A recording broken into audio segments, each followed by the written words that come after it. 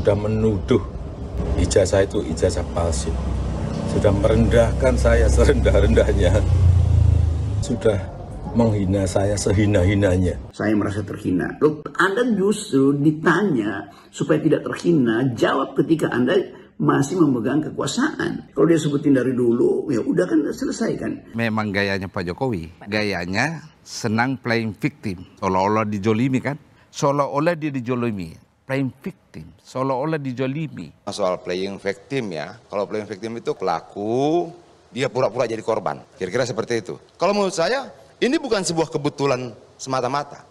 Ini by design. Tapi persoalannya untuk siapa desain ini? Untuk anaknya. Yang selalu dibawa kemana-mana. Itu makjulan Mas Gibran itu tanggapannya seperti apa?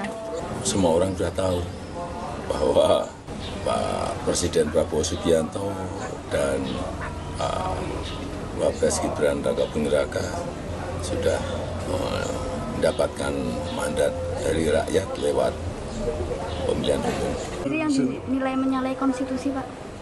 Mas Gibran dinilai menyalahi konstitusi oleh para pihak. Ya itu semuanya kan sudah berproses semuanya. Sesuai konstitusi aja. Dilihat di konstitusi kita sudah jelas dan gamblang. Yang Jokowi langgar itu. Kenapa? Ya karena ambisi kekuasaan. Karena keinginan untuk mengendalikan institusi itu. Harus kita hormati bahwa purnawirawan itu mengucapkan sesuatu karena mereka mampu membaca alam bawah sadar dari masyarakat kita yang tidak menginginkan ada kebohongan dan yang menuntut kejujuran dari Presiden Jokowi dalam proses memerintahkan Ketua Mahkamah Konstitusi dalam hubungan nepotisme untuk meloloskan Gibran. Jadi semua hal itu ada di dalam benak publik, diucapkan secara distintif dan clear oleh para purnawirawan, lalu jadi heboh. Ini masalah konstitusi, ini masalah bangsa, ini masalah rakyat. Yang jelas kita bertahan untuk menjaga konstitusi. Menjaga konstitusi adalah menjaga republik ini. Menjaga konstitusi adalah menjaga bangsa dan rakyat kita. Masalah kita adalah proses di Mahkamah Konstitusi. Oke, rubahlah undang-undang untuk rakyat. Rubahlah undang-undang untuk bangsa ini. Rubahlah undang-undang untuk negara. Rubahlah untuk undang-undang untuk kebaikan bersama. Tidak untuk satu orang anaknya. Kita melihat ada proses yang tidak fair di sini. Dan pegang satu hal. Keadilan akan mencari jalannya sendiri. Lalu sekarang mau merasa dirinya paling hebat gitu. Kita buka sejarahnya. Tidak bisa. Tidak bisa. Dan percayalah.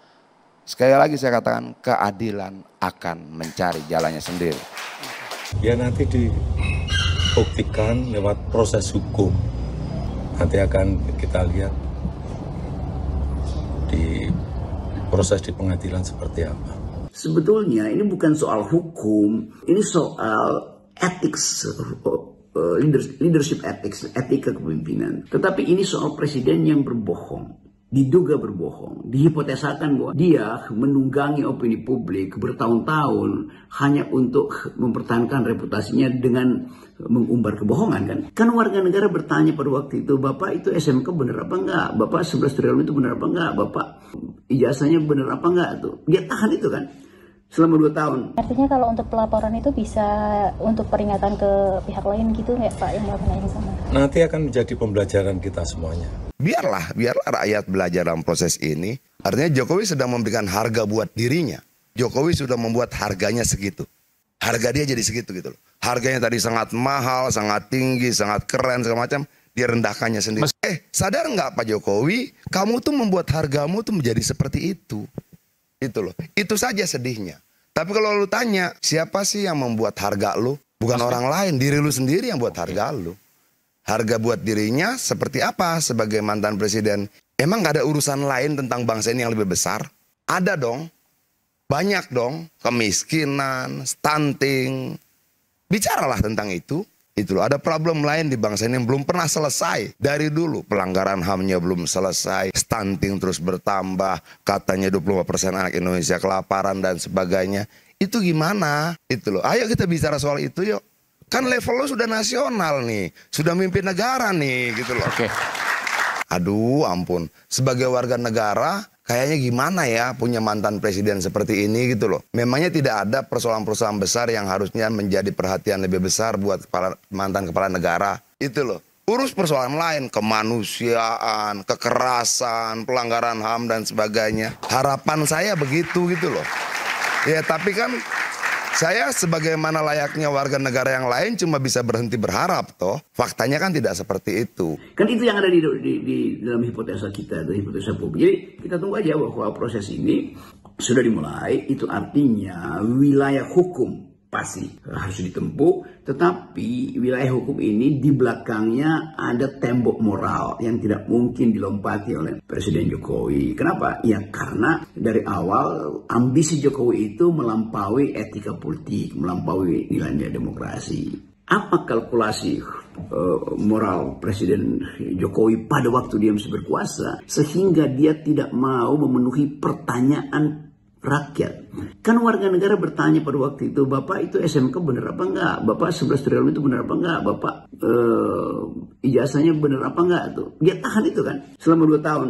Sekarang argumennya karena saya sudah lengser, maka saya sebagai warga biasa itu melaporkan kalian pada penegak hukum karena saya merasa terhina. Loh, Anda justru ditanya supaya tidak terhina, jawab ketika Anda masih memegang kekuasaan. Supaya jelas bahwa Anda hanya menjawab pertanyaan warga negara karena warga negara memilih Anda sebagai kepala negara. Kedaulatan itu ada pada warga negara, bukan pada kepala negara. Jadi pemahaman tentang etik demokrasi itu betul-betul tidak ada. Kita tidak lihat bahwa Presiden Jokowi itu memang sosok yang mengerti apa substansi dari demokrasi, yaitu pengendalian kekuasaan, yaitu hak warga negara untuk setiap saat menginterpelasi presidennya melalui wacana publik. Kan dulu itu wacana publik, warga negara bertanya, ijazahmu amanah sih? Kenapa saya mesti tanya ijazah? Ya Anda kepala negara. Ya kan justru saya kepala negara. Justru karena kedaulatan ada di tangan warga negara, maka warga negara menginginkan kepala negaranya tidak berbohong. Kira-kira itu dalilnya. Assalamualaikum warahmatullahi wabarakatuh. Jumpa lagi dengan saya di Camp TV Channel. Masih kita tetap membahas soal pelaporan atau dugaan ijazah palsu mantan Presiden Joko Widodo ya, dan mantan Presiden Joko Widodo meresponnya dengan seolah-olah merasa dihina-hina, sangat terhina, direndahkan, dan bisa dibilang ini adalah playing victim ya. Kata Profesor Hamid Awaludin, udah biasa gaya Presiden Jokowi, biasa playing victim, seolah-olah terzolimi dan ujung-ujungnya mempidanakan orang ya kan.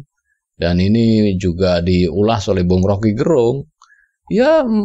Kalau Anda merasa terhina, kenapa nggak dari dulu ya?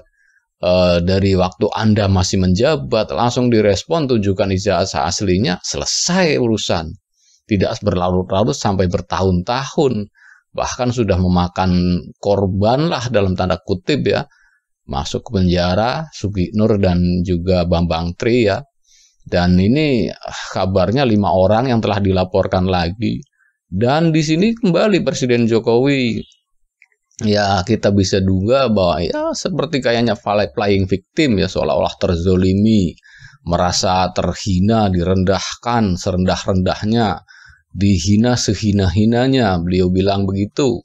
Dan Bung Rocky Gerung, dan Profesor Hamid Awaludin, dan juga ada Bung Adian Apitupulu, semuanya ikut merespon ya. Meskipun ini kalau khusus video dari Bung Adian Apitupulu itu memang opini dari kami ya, bahwa untuk menjawab argumen-argumen dari statement-statement dari Presiden Jokowi, mantan Presiden Jokowi. Tetapi di sini Bung Rocky Gerung memang benar-benar merespon ya, ketika Presiden Jokowi seolah-olah terzolimi, seolah-olah direndahkan, dihinakan oleh para pencari ijazah aslinya ya kan. Tetapi kenyataannya kalau memang mau diselesaikan sudah dari dulu sebenarnya sih. Sudah dari ketika beliau menjabat lah, harusnya sudah selesai, tidak berlarut-larut hingga sampai 2 tahun ataupun lebih ya. Ini kan memang sepertinya ini sengaja dipiara oleh Presiden Jokowi supaya tetap dibicarakan di ruang-ruang publik, meskipun dalam konotasi yang dipersangkakan mempunyai ijazah palsu ya, atau diduga mempunyai ijazah palsu. Dan ini setelah memasuki pelaporan atau saling lapor ya. Sementara ini dari pihak TPUA ya, tim pembela ulama dan aktivis melaporkan Presiden Jokowi di Bareskrim Solo kalau nggak salah ya. Tetapi Presiden Jokowi justru melaporkan balik ke Polda Metro Jaya. Ini kan saling lapor. Dan menurut Profesor Mahfud MD yang saya tonton di channel YouTube-nya terus terang, itu menjelaskan bahwa harusnya kalau memang ini pengadilan yang fair itu diselesaikan dulu yang di Solo. Masalahnya kan yang Presiden Jokowi ini kan istilahnya tuntutan apa susulan apa bagaimana lah ya.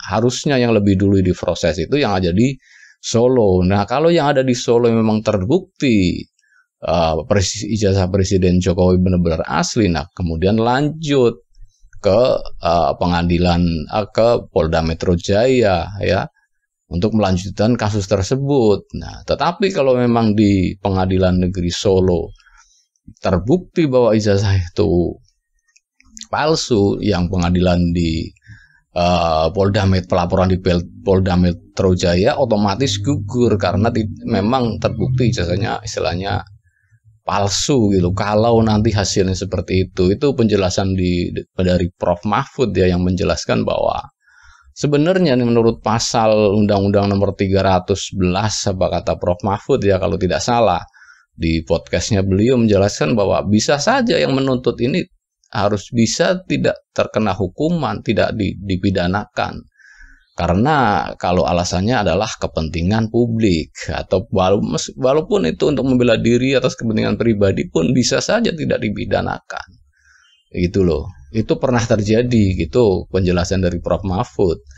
Dan tetapi kelihatannya Presiden Jokowi ini terakhir merespon kemarin tuh dengan nada yang sepertinya jengkel ya, emosi, bahwa dengan mimik muka yang seolah-olah terzolimi ya, mengatakan bahwa sudah direndahkan serendah-rendahnya atas tuduhan ijazah palsu, merasa dihina sehina-hinanya katanya. Padahal kalau memang pertanyaan ataupun dugaan ataupun tuntutan soal ijazah palsu Presiden Jokowi dinilai merendahkan atau menghinakan, ini kan masalahnya ranahnya Presiden Jokowi adalah mantan presiden, seorang penguasa nomor 1 di Indonesia selama 10 tahun, 2 periode. Jadi wajar saja kalau segalanya itu dipertanyakan oleh yang memilih gitu loh, oleh rakyatnya sendiri. Itu wajar-wajar saja. Kalau memang Presiden Jokowi ini rakyat biasa yang nggak mungkin siapa juga ada kepentingan apa juga menanyakan ijazahnya asli atau tidak. Dan karena Presiden Jokowi adalah waktu itu sebagai presiden, wajar kalau ditanyakan hal-hal yang ya syarat-syarat untuk menjadi presiden itu apa, salah satunya ijazah, itu sangat wajar sekali. Justru karena yang mempertanyakan adalah rakyat yang mempunyai mandat ya. Yang mempunyai mandat itu adalah rakyat. Masalahnya yang memilih presiden, pemimpin negara, wakil DPR, wakilnya di DPR atau MPR kan rakyat yang mempunyai mandat. Jadi wajar saja kalau mempertanyakan orang yang dipilihnya ini bener nggak ini dokumen-dokumennya asli gitu loh. Dan wajar saja, tinggal dibuktikan. Kan udah ada banyak sekali contohnya, bahkan ya di Amerika sana mantan presiden Barack Obama juga pernah ditanyakan soal beliau itu asli orang Amerika, apa kelahiran Amerika atau bukan ya, sempat diragukan, dan Presiden Obama tanpa ragu-ragu menunjukkan bukti akta kelahiran beliau di Amerika sana, di Hawaii kalau tidak salah ya. Clear masalahnya, selesai sampai di situ, dan dugaan-dugaan itu pun langsung hilang. Tetapi tidak untuk Presiden Jokowi. Mantan Presiden Jokowi ini lain, memilih dengan jalur lain lah. Tidak langsung menyelesaikan sesuatu yang kira-kira ini ya nggak bisa merugikan beliau ya. Justru malah dipelihara supaya namanya terus saja menjadi perbincangan di masyarakat, menjadi perbincangan di media-media, iya kan? Seolah-olah ini dipelihara, ditarik ulur, dan sepertinya apakah emang ini akan ada endingnya? Kalau menurut pendapat saya sih nggak bakalan ada endingnya. Ini akan selalu terus sampai 2029.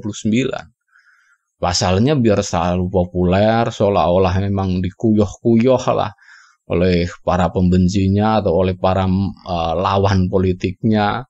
Bagaimana Presiden Jokowi ini setelah menjadi presiden 2 periode dengan mereka bilang dengan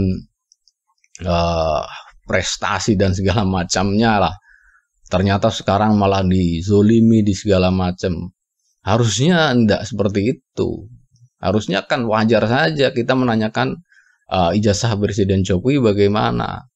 Kalau kita yang ditanyakan, kemarin yang 11.000 triliun yang beliau janjikan kemana? Investor asing IKN tuh kemana? Iya kan? SMK kemana? Coba, apakah akan lagi dibuktikan di pengadilan kalau itu? Istilahnya tuh. Janji kalau ada 11.000 triliun. Membuktiannya gimana itu kalau kita sangka bahwa itu kebohongan gitu loh, seperti yang diungkapkan oleh Bung Rocky Gerung soal mobil SMK yang katanya sudah produksi dan segala macam.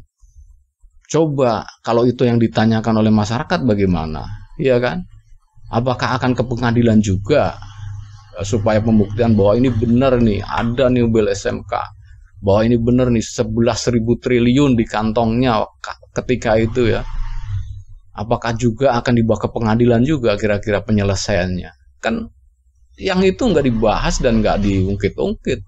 Nah, giliran ini soal ijazah palsu, langsung ke pengadilan tanpa ada mediasi, tanpa ada kedua belah pihak ini bertemu ya, diselesaikan secara keluargaan. Ini loh ijazah saya, silakan lihat di foto dan segala macam, tete bengek lah. Clear sebenarnya di situ. Kalau memang mau menyelesaikan itu loh. Tetapi memang sengaja ditarik ulur supaya tetap dibicarakan oleh publik hingga 2029 ya, demi melanggengkan kekuasaan dinastinya mungkin ya. Bisa saja seperti itu. Supaya tetap dibicarakan di kancah politik. Pasalnya kan Presiden Jokowi tidak mempunyai partai dan bukan ketua partai, ya kan? Jabatannya sekarang hanya mantan presiden, tidak berkecimpung di pemerintahan Prabowo. Tetapi memang anaknya yang masih menjadi wakil presiden, dan sekarang kan lagi diungkit-ungkit nih, lagi mau di-impeach lah, apalagi ada usulan dari para purnawirawan TNI ya, dari 103 jenderal dari berbagai matra ya, menuntut supaya Presiden Prabowo mengevaluasi bahkan memaksulkan Gibran ya, karena dinilai prosesnya nih loh, bukan keputusan Mahkamah Konstitusinya. Proses di Mahkamah Konstitusinya diduga ya tidak fair ataupun ada permainan, ya kan? Dan itu dipersoalkan. Dan memang ketika itu juga Profesor Yusril Iza Mahendra itu udah mewanti-wanti bahwa ini nanti di kemudian hari akan selalu dipersoalkan oleh masyarakat. Dan terbukti kan, memang. Prof. Mahfud juga pernah mengatakan seperti itu. Ini nanti pasti akan diungkit terus oleh masyarakat, oleh lawan politiknya. Dan Prof. Rusil juga membicarakan yang sama, dan akhirnya terjadi juga bahwa di kemudian hari akan selalu diungkit-ungkit masalah proses di Mahkamah Konstitusi yang katanya dalam tanda kutip bahwa Gibran adalah anak haram konstitusi lah, dan begitu narasi-narasi di media sosial kan ketika itu, dan bahkan sampai hari ini. Apalagi ini yang menuntut adalah para purnawirawan TNI mendesak ataupun mengusulkan, ya bisa dibilang mendesak Presiden Prabowo lah, supaya dalam poin yang ke-8 itu memaksulkan Gibran sebagai wakil presiden. Dan juga ada lagi ya di poin keberapa itu, 4 apa 5, para menteri-menteri yang masih terafiliasi atau masih berhubungan dengan Jokowi segera direshuffle, supaya Presiden Prabowo ini berdiri sendiri, tidak ada bayang-bayang lah, istilahnya ada matahari kembar ya. Ada matahari kembar ya, itu ya Presiden Jokowi yang masih seolah-olah membayangi ataupun mengembari mataharinya di Indonesia ini. Matahari 1 aja udah panas, apalagi 2 bisa kebakar ini, ya kan? Dan itu yang dikeluhkan ataupun yang dikhawatirkan oleh para purnawirawan TNI, bagaimana dinasti ini seolah-olah membayangi kekuasaan Presiden Prabowo. Presiden Prabowo kemarin menjelaskan, oke, tidak ada saya kendalikan oleh Pak Jokowi, ya mungkin selalu, bahkan Presiden Prabowo juga membahas soal ijazah palsu, juga dibahas oleh Presiden Prabowo ya, dan ya kita kaget juga sih Presiden Prabowo ternyata memperhatikan, dan ya mungkin para pembisik-pembisiknya, orang-orang di dekatnya menyampaikan hal demikian ya, supaya apa ini yang terjadi di masyarakat kita, apa nih yang sedang dibicarakan oleh masyarakat kita. Dan Presiden Prabowo saya anggap itu berkelakar ya, wah, ijazah palsu, ijazah lagi di ngurusin ijazah, nanti ijazah saya juga pertanyakan. Ya kalau memang punya ijazah asli kan nggak takut mau dipertanyakan 1000 kali, juga tinggal tunjukkan sekali beres. Itu aja, ngapain kita takut, kita punya yang asli, kita memang ada bukti segala macam, ya ngapain takut? Tanyalah di situ. Cobalah tanya ijazah asli Anda mana, pasti langsung tunjukkan kalau memang punya yang asli. Nggak perlu takut, ngapain takut? Wajar sebagai pejabat publik itu ditanya sebagai kelengkapannya. Menjadi presiden itu syarat-syaratnya ditanya oleh masyarakat itu sangat wajar sekali. Dan parahnya lagi, apa yang ditanya oleh masyarakat, apa yang dikritik oleh masyarakat, di hari ini masih saja imbasnya adalah tuntutan dilaporkan ke pihak yang berwajib, dan ini mencederai demokrasi lah kalau menurut saya. Dan mungkin cukup sekian dulu ya reaction video dari saya, dan bagi Anda yang ingin berkomentar silahkan tulis komentar Anda di kolom komentar yang tersedia. Bagi Anda yang belum subscribe silahkan subscribe supaya dapat bonus tontonan video terbaru dari Camp TV Channel. Wassalamualaikum warahmatullahi wabarakatuh. Salam waras.